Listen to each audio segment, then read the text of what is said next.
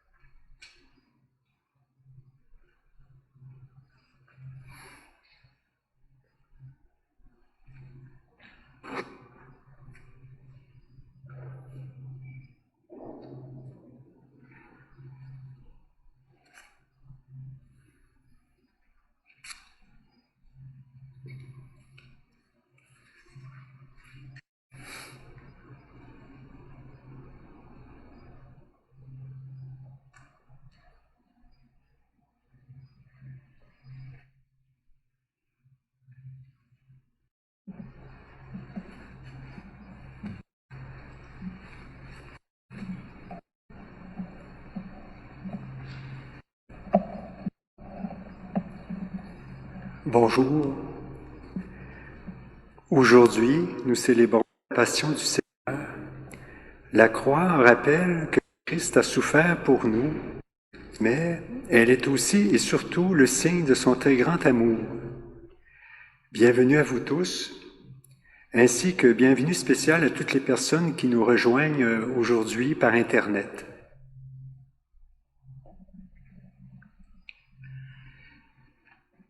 Seigneur, nous savons que tu aimes sans mesure, toi qui n'as pas refusé ton propre Fils, mais qui l'as livré pour sauver l'humanité. Aujourd'hui encore, montre-nous ton amour. Nous voulons suivre le Christ qui marche librement vers sa mort. Soutiens-nous comme tu l'as soutenu et sanctifie-nous dans le mystère de sa Pâque, lui qui règne pour les siècles des siècles. Amen. En ouvrant le livre de la parole, redécouvrons le plan d'amour de notre Dieu qui s'accomplit sur la croix de son Fils.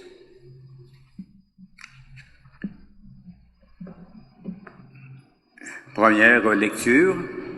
Lecture du livre du prophète Isaïe.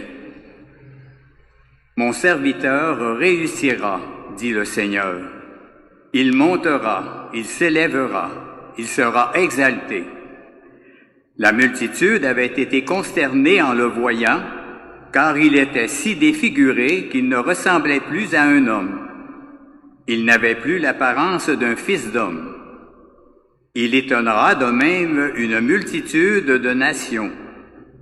Devant lui, les rois resteront bouche bée, car ils verront ce que jamais on ne leur avait dit, ils découvriront ce dont ils n'avaient jamais entendu parler. Qui aurait cru ce que nous avons entendu? Le bras puissant du Seigneur, à qui s'est-il révélé?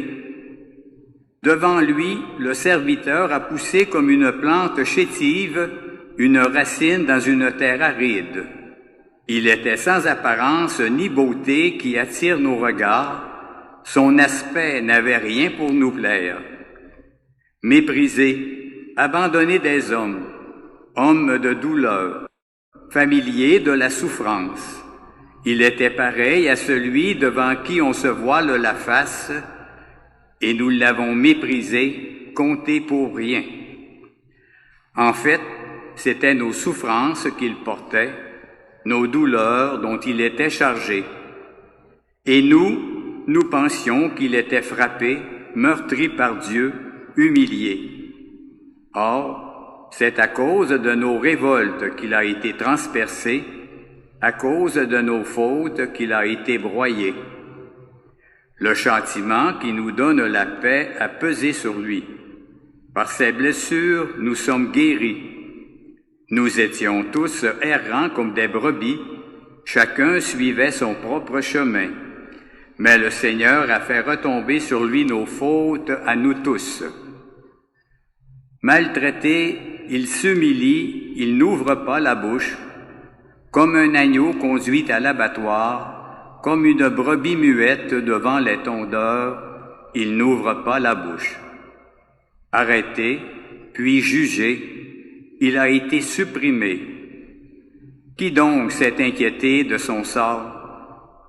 Il a été retranché de la terre des vivants, frappé à mort pour les révoltes de son peuple. On a placé sa tombe avec les méchants, son tombeau avec les riches. Et pourtant, il n'avait pas commis de violence, on ne trouvait pas de tromperie dans sa bouche. Broyé par la souffrance, il a plu au Seigneur. S'il remet sa vie en sacrifice de réparation, il verra une descendance, il prolongera ses jours. Par lui, ce qui plaît au Seigneur réussira. Par suite de ses tourments, il verra la lumière, la connaissance le comblera. Le juste, mon serviteur, justifiera les multitudes, il se chargera de leurs fautes. C'est pourquoi, parmi les grands, je lui donnerai sa part. Avec les puissants, il partagera le butin, car il s'est dépouillé lui-même jusqu'à la mort, et il a été compté avec les pécheurs, alors qu'il portait le péché des multitudes et qu'il n'intercédait pour les pécheurs. Parole du Seigneur.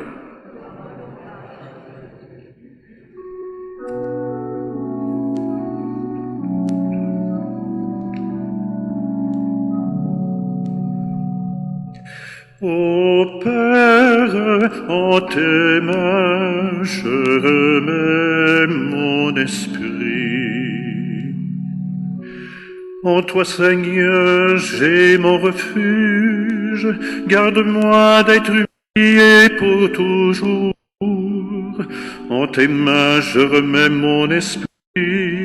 Tu me rachètes, Seigneur, Dieu de vérité. Je suis la risée de mes adversaires et même de mes voisins.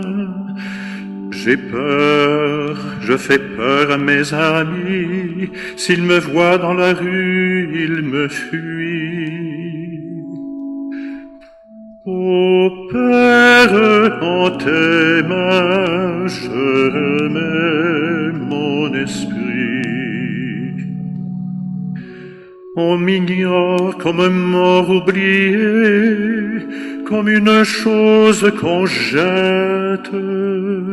J'entends les calomnies de la foule, ils s'accordent pour m'ôter la vie. Moi, je suis sûr de toi, Seigneur, je dis, tu es mon Dieu. Mes jours sont dans ta main, délivre-moi des mains hostiles qui s'acharnent. Ô Père, en tes mains, je remets mon esprit. sur ton serviteur que s'illumine ta face. Sauve-moi par ton amour. Soyez forts, prenez courage, vous tous qui espérez le Seigneur. Ô Père, en tes mains je mets mon esprit.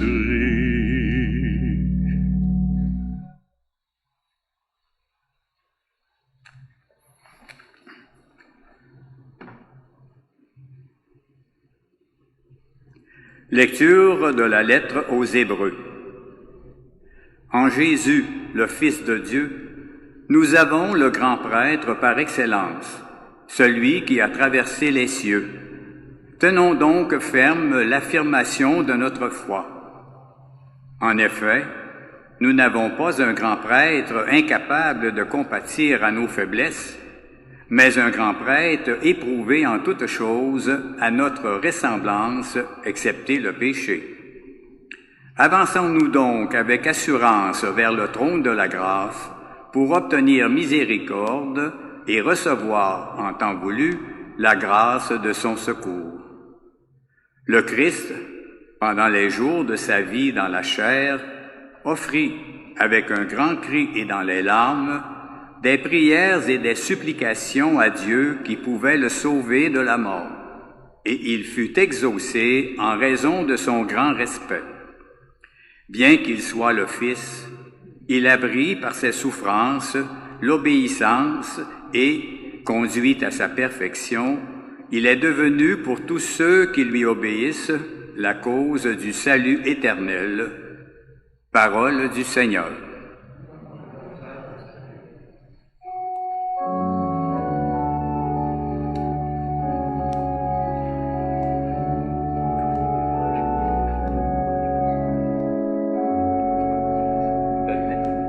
Le Christ s'est anéanti, prenant la condition de serviteur.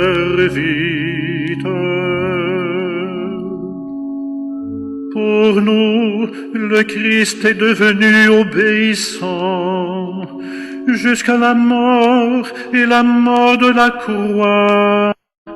C'est pourquoi Dieu l'a exalté, il l'a doté du nom qui est au-dessus de tout nom. Le Christ s'est anéanti, prenant la condition de serviteur.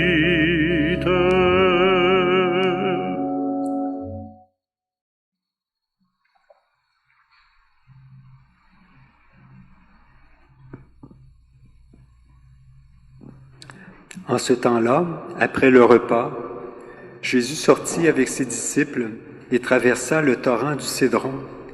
Il y avait là un jardin dans lequel il entra avec ses disciples. Judas, qui le livrait, connaissait l'endroit lui aussi, car Jésus et ses disciples s'y étaient souvent réunis.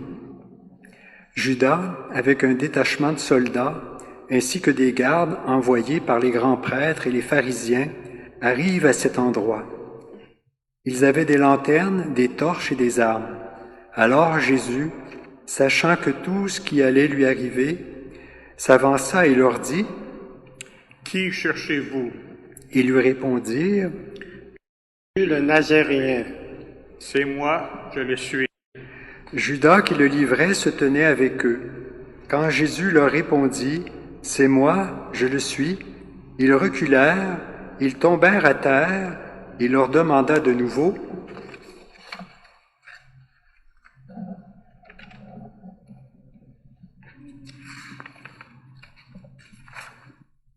Qui cherchez-vous? » Jésus le Nazaréen. Je vous ai dit, c'est moi, je le suis.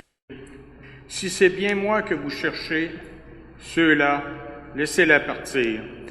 Ainsi s'accomplissait la parole qu'il avait dite, « Je n'ai perdu aucun de ceux que tu m'as donnés. » Or, Simon-Pierre avait une épée, il la tira, frappa le serviteur du grand prêtre et lui coupa l'oreille droite. Le nom de ce serviteur était Malchus. Jésus dit à Pierre, « Remets ton épée au fourreau. La coupe que m'a donnée le Père, vais-je refuser de la boire? » Alors la troupe, le commandant et les gardes juifs se saisirent de Jésus et le ligotèrent. Ils l'emmenèrent d'abord chez Anne, beau-père de Caïphe, qui était grand prêtre cette année-là. Caïphe était celui qui avait donné aux Juifs ce conseil, « Il vaut mieux qu'un seul homme meure pour le peuple. » Or, Simon-Pierre ainsi qu'un autre disciple suivaient Jésus.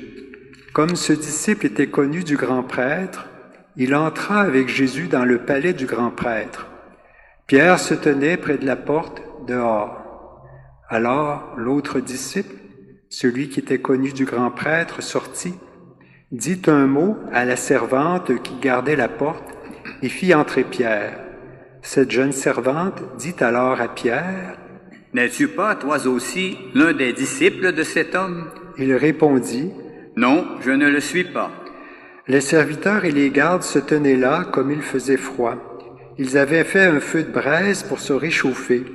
Pierre était avec eux en train de se chauffer. Le grand prêtre interrogea Jésus sur ses disciples et sur son enseignement. Jésus lui répondit, « Moi, j'ai parlé au monde ouvertement.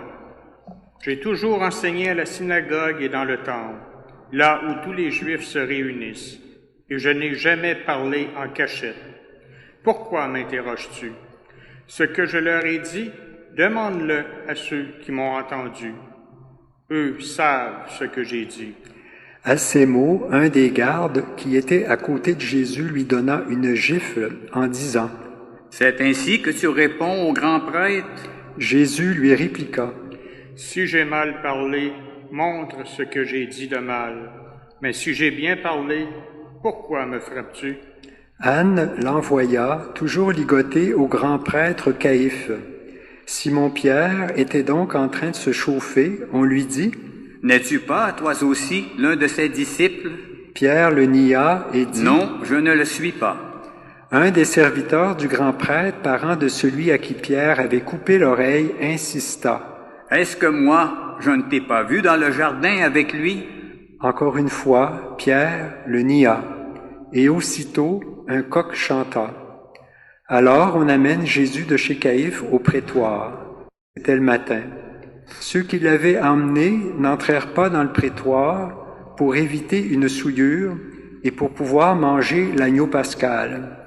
Pilate sortit donc à leur rencontre et demanda, « Quelle accusation portez-vous contre cet homme? » Ils lui répondirent, « S'il n'était pas un malfaiteur, nous ne t'aurions pas livré cet homme. » Pilate leur dit, « Prenez-le vous-même et jugez-le suivant votre loi. » Les Juifs lui dirent, « Nous n'avons pas le droit de mettre quelqu'un à mort. » Ainsi s'accomplissait la parole que Jésus avait dite pour signifier de quel genre de mort il allait mourir.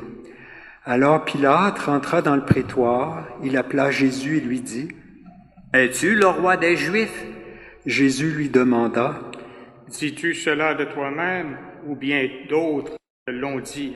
J'ai. » Pilate répondit, « Est-ce que je suis Juif, moi?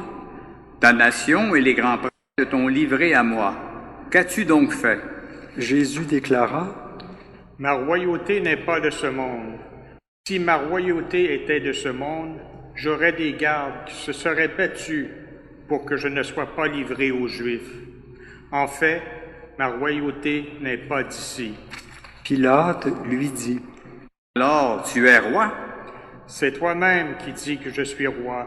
Moi, je suis né, je suis venu dans le monde pour ceci, rendre témoignage à la vérité. Quiconque appartient à la vérité, écoute ma voix. » Pilate lui dit, « Qu'est-ce que la vérité? » Ayant dit cela, il sortit de nouveau à la rencontre des Juifs et il leur déclara, « Moi, je ne trouve en lui aucun motif de condamnation. Mais chez vous, c'est la coutume que je vous relâche quelqu'un pour la Pâque. Voulez-vous donc que je vous relâche le roi des Juifs? » Alors ils répliquèrent en criant, « Pas lui, mais Barabbas. » Or ce Barabbas était un bandit. Alors Pilate fit saisir Jésus pour qu'il soit flagellé. Les soldats tressèrent avec des épines une couronne qu'ils lui posèrent sur la tête. Puis ils le revêtirent d'un manteau pourpre. Ils s'avançaient vers lui et ils disaient « Salut, roi des Juifs. » Et ils le giflaient. Pilate de nouveau sortit dehors et leur dit « Voyez, je vous l'amène dehors pour que vous sachiez que je ne trouve en lui aucun motif de condamnation. » Jésus donc sortit dehors, portant la couronne d'épines et le manteau pourpre. Et Pilate leur déclara « Voici l'homme. » Quand ils le virent, les grands prêtres et les gardes se mirent à crier « Crucifie-le, crucifie-le. » Pilate leur dit « Prenez-le vous-même et crucifiez-le. Moi, je ne trouve en lui aucun motif de condamnation. » Ils lui répondirent « Nous avons une loi, et suivant la loi, il doit mourir parce qu'il s'est fait fils de Dieu. » Quand Pilate entendit ces paroles, il redoubla de crainte. Il rentra dans le prétoire et dit à Jésus, « D'où es-tu? » Jésus ne lui fit aucune réponse. Pilate lui dit alors, « Tu refuses de parler à moi? Ne sais-tu pas que j'ai pouvoir de te relâcher et pouvoir de te crucifier? » Tu n'aurais aucun pouvoir sur moi si tu ne l'avais reçu d'en haut. C'est pourquoi celui qui m'a livré à toi porte un péché plus grand. Dès lors, Pilate cherchait à le relâcher, mais des Juifs se mirent à crier. « Si tu le relâches, tu n'es pas un ami de l'empereur. Quiconque se fait roi s'oppose à l'empereur. » En entendant ces paroles, Pilate amena Jésus au dehors. Il le fit asseoir sur une estrade au lieu dit le dallage, en hébreu Gabbatha. C'était le jour de la préparation de la Pâque, vers la 6e heure, environ midi. Pilate dit aux Juifs, « Voici votre roi. » Alors ils crièrent, « À mort, crucifie-le. » Pilate leur dit, « Vais-je crucifier votre roi? » Les grands prêtres répondirent, « Nous n'avons pas d'autre roi que l'empereur. » Alors il leur livra Jésus pour qu'il soit crucifié. Ils se saisirent de Jésus, et lui-même, portant sa croix, sortit en direction du lieu dit le crâne ou calvaire, qui se dit en hébreu Golgotha. C'est là qu'ils le crucifièrent, et 2 autres avec lui, un de chaque côté, et Jésus au milieu. Pilate avait rédigé un écriteau qu'il fit placer sur la croix. Il était écrit « Jésus le Nazaréen, roi des Juifs ». Beaucoup de Juifs lurent cet écriteau parce que l'endroit où on l'avait crucifié, Jésus, était proche de la ville et que c'était écrit en hébreu, en latin et en grec. Alors les grands prêtres des Juifs dirent à Pilate, « N'écris pas roi des Juifs, et cet homme a dit, je suis le roi des Juifs. » Pilate répondit, « Ce que j'ai écrit, je l'ai écrit. » Quand les soldats eurent crucifié Jésus, ils prirent ses habits, ils en firent 4 parts, une pour chaque soldat. Ils prirent aussi la tunique. C'était une tunique sans couture, tissée toute pièce de haut en bas. Alors ils se dirent entre eux, « Ne la déchirons pas, désignons par le sort celui qui l'aura. » Ainsi s'accomplissait la parole de l'Écriture. Ils se sont partagés mes habits, ils ont tiré au sort mon vêtement. C'est bien ce que firent les soldats. Or, près de la croix de Jésus se tenait sa mère et la sœur de sa mère, Marie, femme de Cléophas, et Marie-Madeleine. Jésus, voyant sa mère et près d'elle le disciple qu'il aimait, dit à sa mère, « Femme, voici ton fils. » Puis il dit aux disciples, « Voici ta mère. » Et à partir de cette heure-là, le disciple l'a pris chez lui. Après cela, sachant que tout désormais était achevé, pour que l'Écriture s'accomplisse jusqu'au bout, Jésus dit, « J'ai soif. » Il y avait là un récipient plein d'une boisson vinaigrée. On fixa donc une éponge remplie de ce vinaigre à une branche d'hysope, et l'on approcha de sa bouche. Quand il eut pris le vinaigre, Jésus dit, « Tout est accompli. » Puis, inclinant la tête, il remit l'esprit.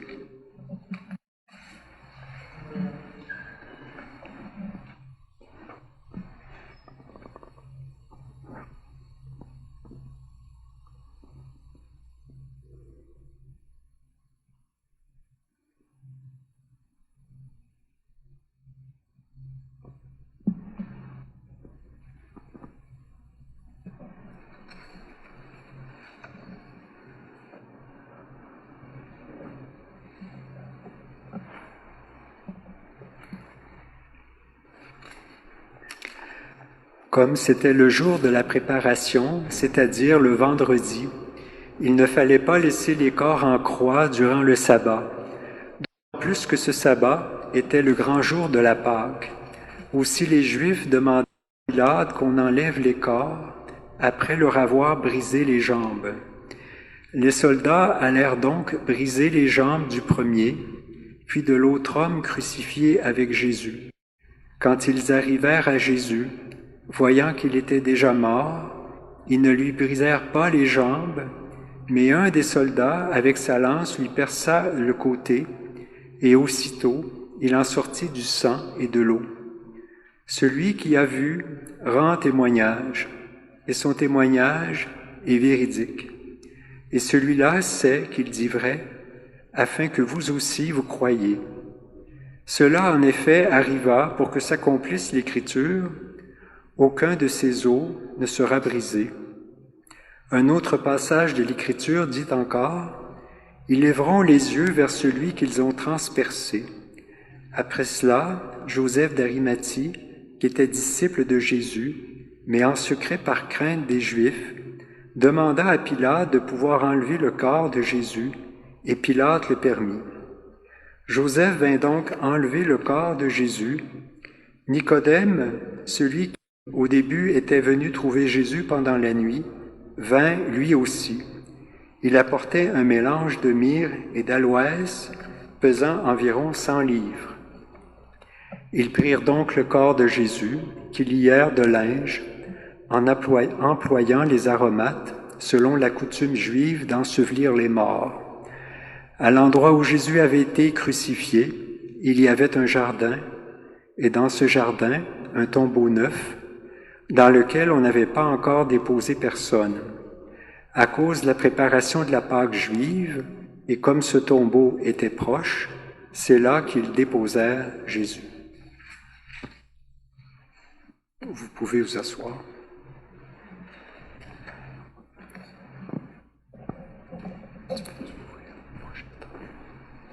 Michel, peux-tu ouvrir le projecteur à acétate, s'il te plaît?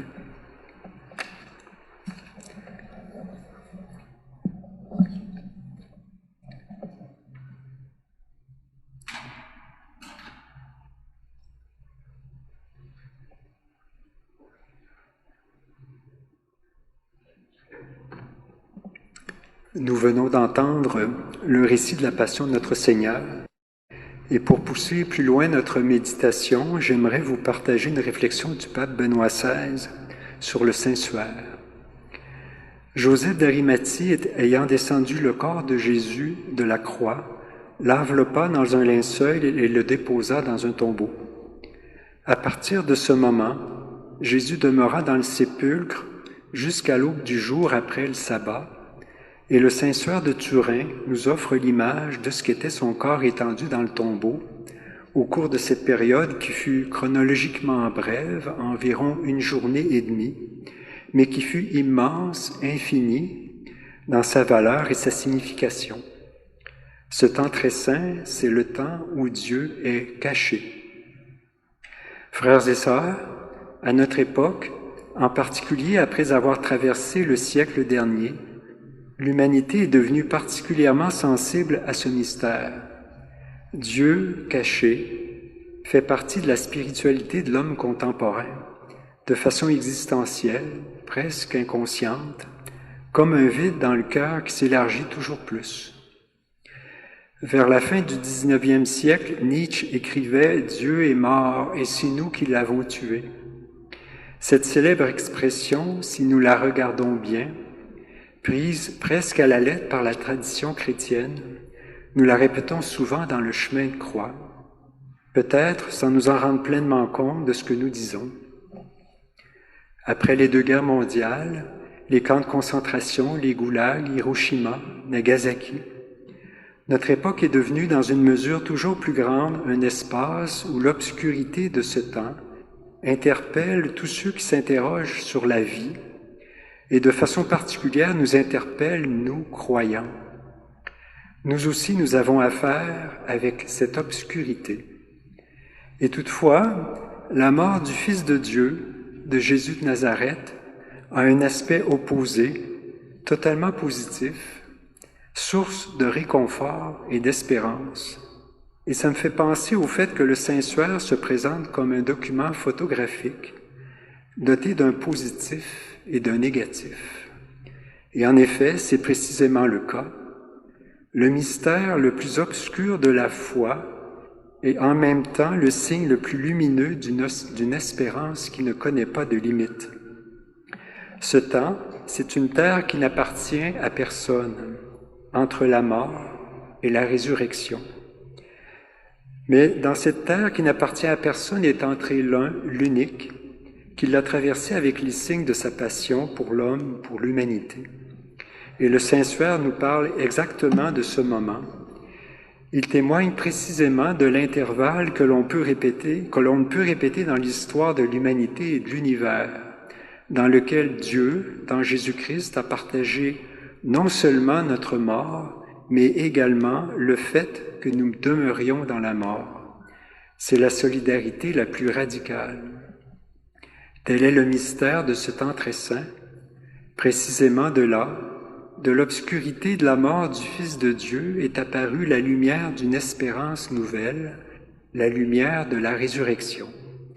Eh bien, il nous semble qu'en regardant ce saint linceul avec les yeux de la foi, on perçoit quelque chose de cette lumière. En effet, le Saint-Suaire a été immergé dans cette obscurité profonde, mais il est en même temps lumineux. Et si des milliers et des milliers de personnes viennent le vénérer, sans compter toutes celles qui le contemplent à travers des images, c'est parce qu'en lui, elles ne voient pas seulement l'obscurité, mais également la lumière. C'est plutôt la victoire. Ce n'est pas tant l'échec de la vie et de l'amour, mais plutôt la victoire de la vie sur la mort, de l'amour sur la haine. Elles voient bien la mort de Jésus, mais elles entrevoient sa résurrection. Au sein de la mort bat à présent la vie, car l'amour y habite. Tel est le pouvoir du Saint-Suaire. Du visage de cet homme des douleurs qui porte en lui la passion de l'homme de tout temps, de tout lieu, nos passions, nos souffrances, nos difficultés, nos péchés également. De ce visage émane une majesté solennelle, une grandeur paradoxale. Ce visage, ses mains, ses pieds, ce côté, tout ce corps nous parle. Il est lui-même une parole que nous pouvons écouter dans le silence. Et que dit le Saint-Suaire? Il parle avec le sang, et le sang, c'est la vie. Le Saint-Suaire est une icône écrite avec le sang d'un homme flagellé, couronné d'épines, crucifié, transpercé au côté droit. L'image imprimée dans le Saint-Suaire est celle d'un mort, mais le sang parle de sa vie. Chaque trace de sang parle d'amour et de vie. En particulier, cette tache abondante à proximité du flanc, faite de sang et d'eau, ayant coulé avec abondance par une large blessure procurée par un coup de lance romaine. Ce sang et cette eau parlent de vie. C'est comme une source qui murmure dans le silence, et nous pouvons l'entendre, nous pouvons l'écouter dans le silence de ce temps très saint. dans ce silence du Vendredi Saint, où nous venons d'entendre la passion du Christ qui meurt sur la croix pour nous crier son amour et nous donner sa vie, rappelons-nous que dans toutes les obscurités de nos vies, même les plus profondes, les plus opaques, s'abrite, se blottit, habite toujours une lumière de vie, la lumière de vie de notre Seigneur Jésus-Christ. Amen.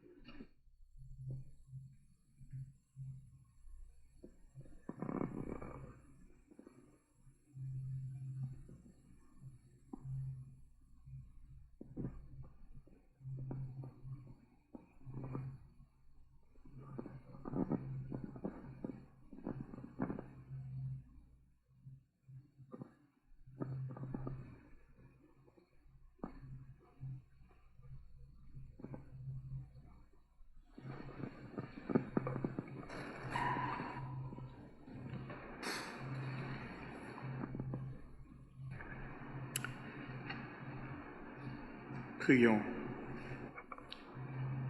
Jésus avait dit, « Moi, quand j'aurai été élevé de terre, j'attirerai à moi tous les hommes. » À l'heure où nous contemplons Jésus élevé sur la croix, que notre prière se fasse vraiment universelle. Frères et sœurs bien-aimés, prions pour la Sainte Église de Dieu, que le Père Tout-Puissant lui donne la paix et l'unité, qu'il la protège dans tout l'univers et qu'il nous accorde une vie calme et paisible pour que nous rendions grâce à notre Dieu.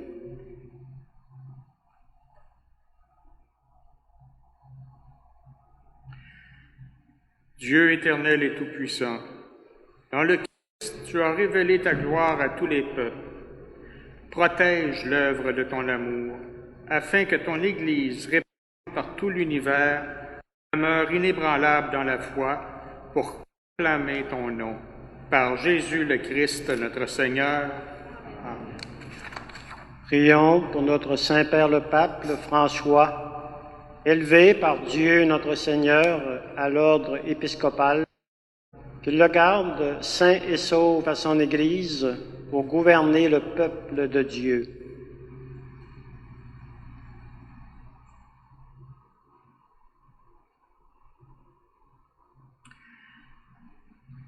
Dieu éternel et tout-puissant, dont la sagesse organise toutes choses, daigne écouter notre prière. Protège avec amour le pape que tu as choisi, afin que sous la conduite de ce pasteur, le peuple chrétien que tu gouvernes progresse toujours dans la foi, par Jésus le Christ, notre Seigneur. Prions pour que notre évêque Gérald, pour les évêques, les prêtres, les diacres, pour toutes les personnes qui remplissent des ministères dans l'Église et pour l'ensemble du peuple des croyants.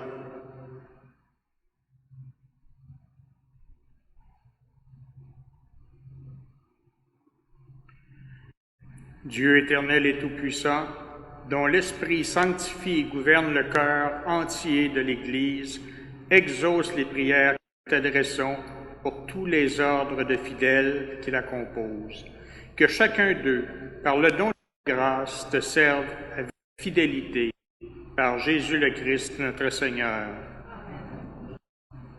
Prions pour les catéchumènes, que Dieu notre Seigneur ouvre leur intelligence et leur cœur et les accueille dans sa miséricorde après avoir reçu le pardon de tous leurs péchés par le pain de la naissance nouvelle, qu'ils soient incorporés à notre Seigneur Jésus-Christ.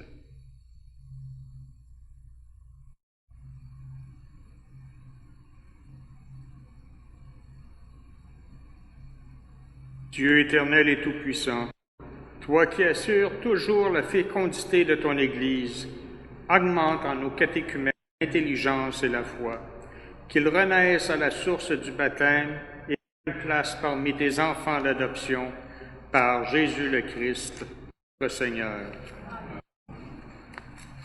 Prions pour nos frères et sœurs qui croient en Jésus-Christ et s'efforcent de conformer leur vie à la vérité. Demandons au Seigneur notre Dieu de les rassembler et de les garder dans l'unité de son Église.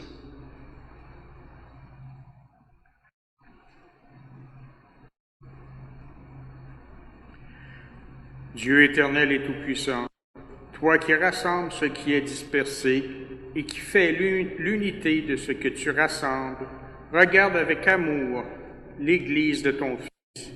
Nous te prions d'unir dans la totalité de la foi et par le lien de la charité tous ceux et celles qu'un seul baptême a consacrés. Par Jésus le Christ, notre Seigneur. Prions pour les Juifs à qui Dieu a parlé en premier, qu'ils progressent dans l'amour de son nom et la fidélité de son alliance.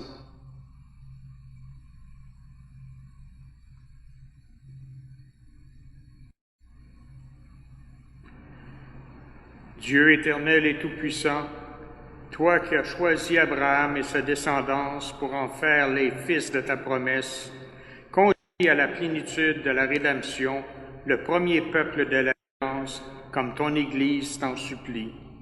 Par Jésus le Christ, notre Seigneur.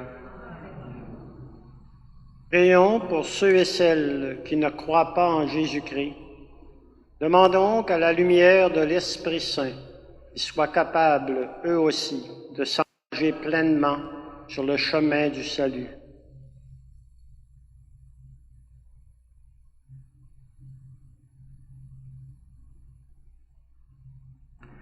Dieu éternel et tout-puissant, donne à ceux et celles qui ne croient pas au Christ d'aller sur ton regard avec un cœur sincère, afin de parvenir à la connaissance de la vérité, et donne-nous de mieux nous aimer les uns les autres et d'ouvrir davantage notre vie à la tienne pour être dans le monde de meilleurs témoins de ton amour. Par Jésus le Christ, Seigneur. Prions pour les personnes qui ne connaissent pas Dieu. Demandons qu'en obéissant à leur conscience, elles parviennent à le reconnaître.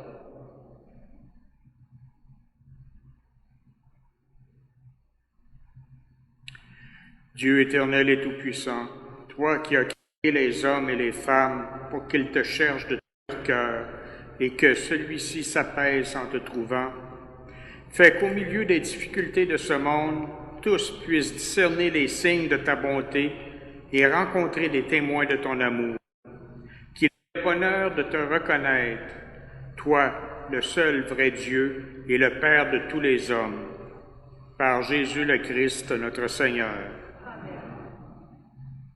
Prions pour les chefs d'État et tous les responsables des affaires publiques, que le Seigneur notre Dieu dirige leur esprit et leur cœur selon sa volonté pour la paix et la liberté de tous.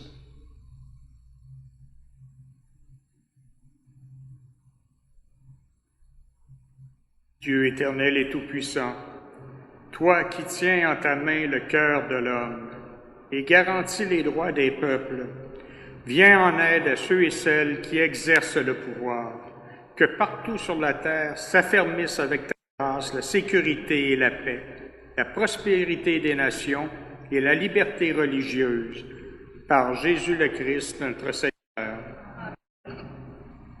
Frères et sœurs bien-aimés, prions Dieu le Père Tout-Puissant d'avoir pitié des hommes et des femmes dans l'épreuve, qu'il débarrasse le monde de toute erreur, qu'il chasse les épidémies et repousse la famine, qu'il vide les prisons et délivre les captifs, qu'il protège ceux et celles qui voyagent, qu'il ramène chez eux les exilés, qu'il donne la force aux malades et accorde le salut aux mourants.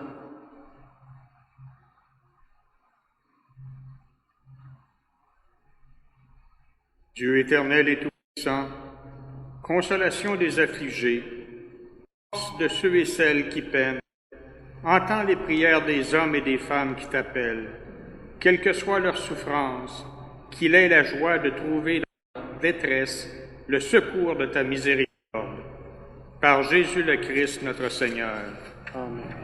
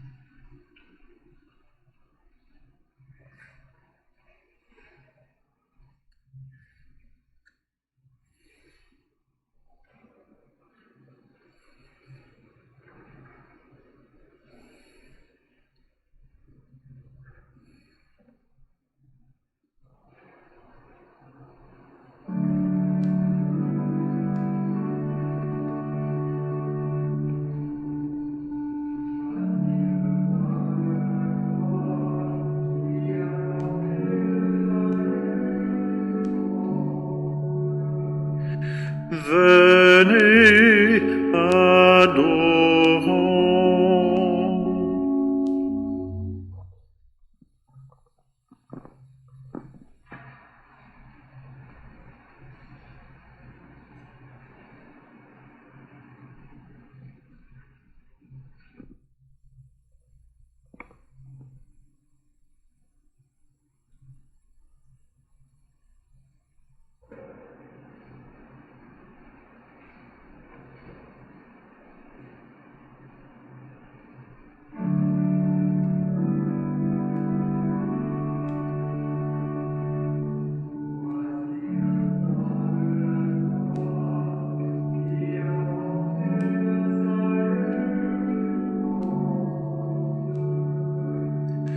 Venez, adorons.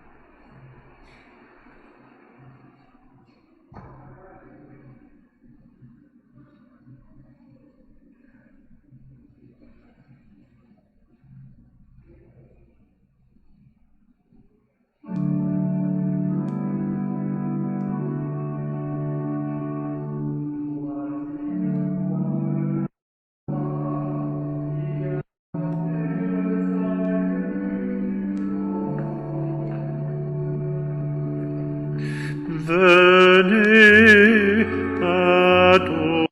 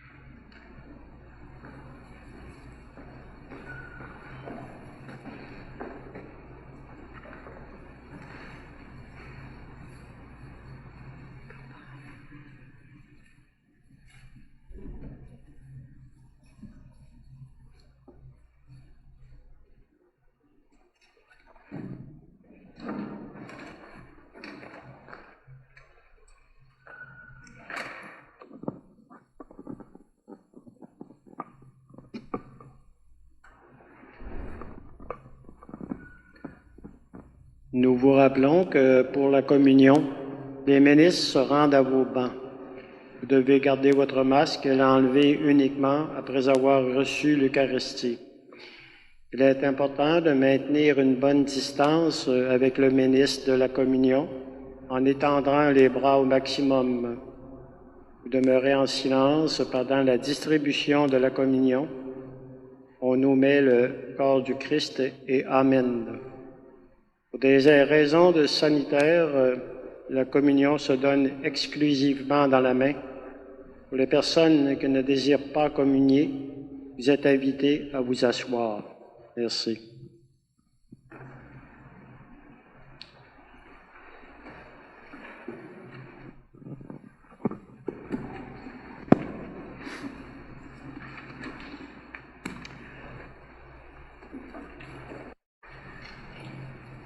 Père, si tu le veux, éloigne de moi cette coupe.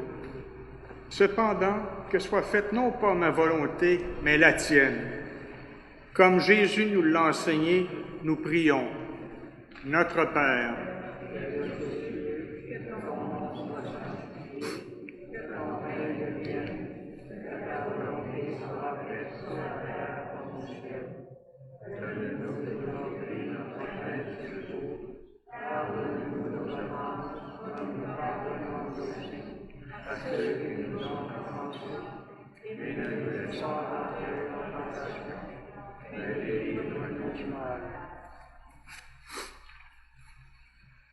délivre-nous de tout mal, Seigneur, et donne la paix à notre temps. Par ta miséricorde, libère-nous du péché, rassure-nous devant les épreuves en cette vie, où nous espérons le bonheur que tu promets et l'avènement de Jésus-Christ, notre Sauveur.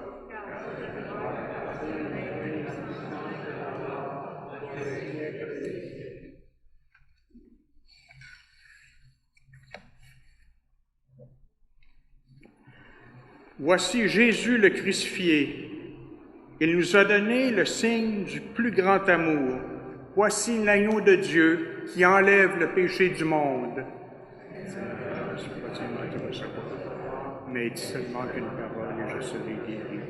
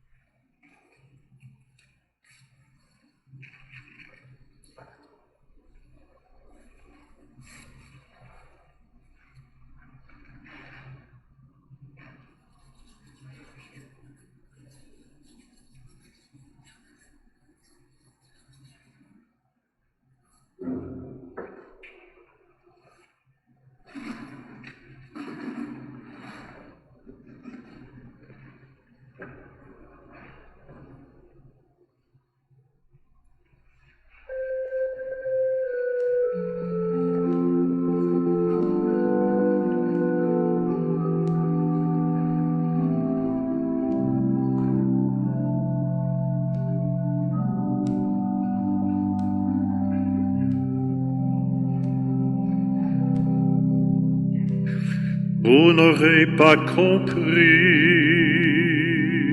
lorsque viendra mon heure.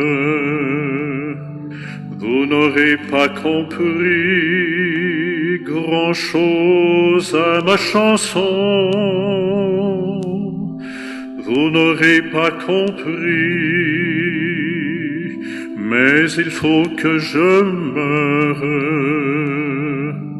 pour qu'à votre folie soit donné le pardon. Vous n'aurez pas compris, vous fermerez vos portes, vous fermerez vos cœurs, au soleil de l'amour, et vous vous en irez, lamentable cohorte, vers d'autres horizons qui reculent toujours. Oh,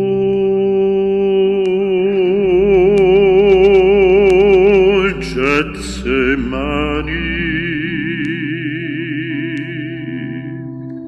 la lune danse dans les arbres. Oh, Gethsémani, le vieux pressoir est plein de fruits.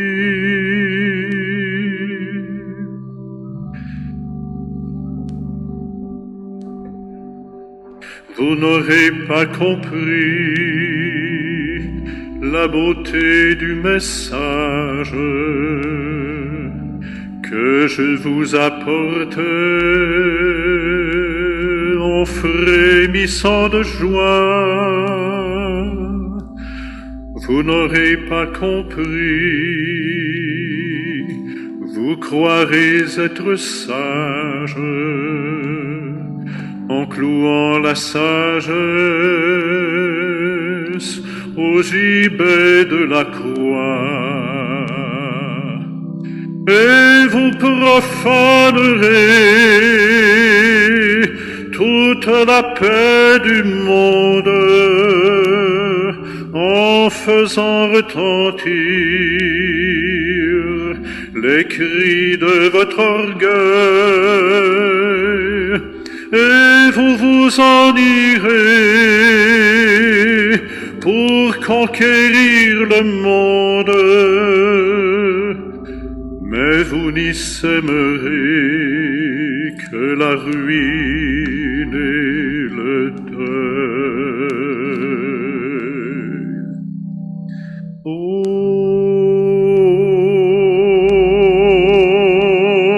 Gethsémani,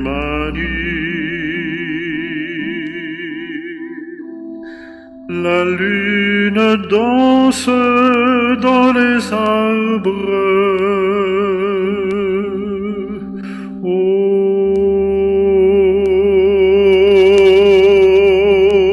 Gethsémani,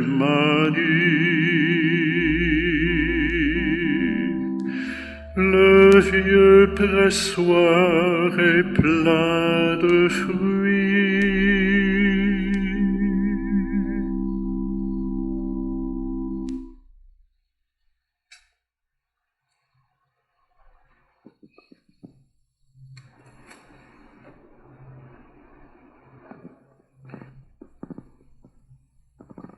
Dieu de puissance et de miséricorde, toi qui nous as renouvelés par la mort et la résurrection de ton Christ, entretiens en nous l'œuvre de ton amour, que notre communion à ce mystère consacre notre vie à ton service, par Jésus le Christ notre Seigneur. Aujourd'hui, à l'occasion de la célébration du Vendredi Saint, il y a une quête papale en faveur de la Terre Sainte pour soutenir les communautés chrétiennes, les œuvres de Terre Sainte, l'entretien et l'animation des lieux saints et la formation des futurs prêtres. Soyons solidaires pour répondre aux besoins de l'Église au pays de Jésus. À la sortie, vous êtes invités à déposer vos dons dans les récipients identifiés à cet effet.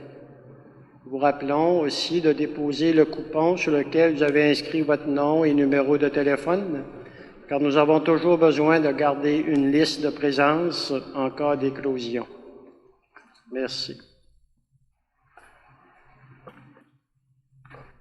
Que ta bénédiction, Seigneur, descende avec abondance sur ton peuple qui a célébré la mort de ton Fils dans l'espérance de sa propre résurrection. Accorde-lui pardon et réconfort, augmente sa foi, assure son éternelle rédemption. Par Jésus le Christ, notre Seigneur.